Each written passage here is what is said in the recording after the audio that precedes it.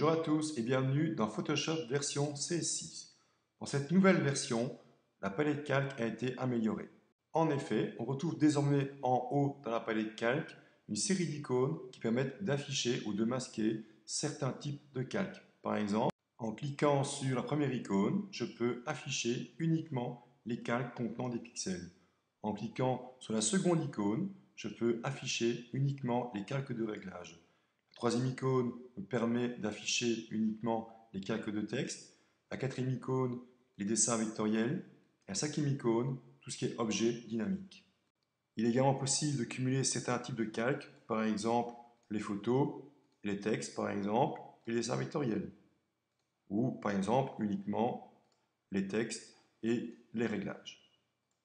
Une autre fonction intéressante dans la palette calque, il est maintenant possible de faire la recherche d'un calque par rapport à son nom. En cliquant sur la case ici en haut à gauche, je peux choisir nom. Ensuite, j'entre le nom de mon calque, exemple chien, et retrouve directement le calque contenant le chien. Il est également possible de retrouver un calque par rapport à l'effet ou aux effets appliqués à ce calque. Pour cela, je passe dans la case en haut à gauche, je remplace nom par effet. J'ai maintenant accès à la liste des différents effets. En cliquant sur un nom d'effet, exemple contour, je retrouve directement tous les calques avec un effet de contour. Autre exemple, je clique sur l'effet d'ombre portée, je retrouve directement tous les calques contenant un effet d'ombre portée. Une autre méthode pour retrouver un calque est de faire une recherche par rapport au mode de fusion.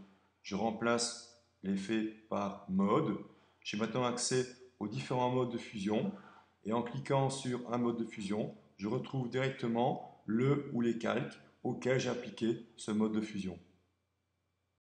Une autre possibilité est de retrouver un calque par rapport à son attribut.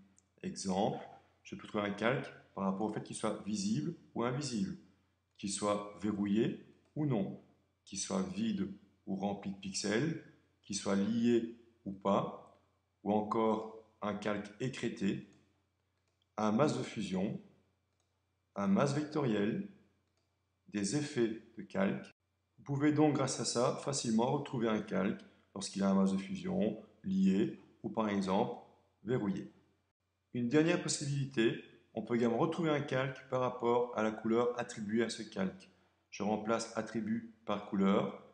J'ai maintenant accès aux différentes couleurs que je peux attribuer à un calque. Exemple, je choisis rouge et je retrouve directement tous les calques de la couleur rouge. Autre exemple, je prends la couleur orange et je retrouve le calque de couleur orange ou encore le calque de couleur jaune. Enfin, il est possible d'activer ces fonctions ou les rendre inactives simplement en cliquant sur l'icône ici à droite pour activer ou pas ces options de recherche.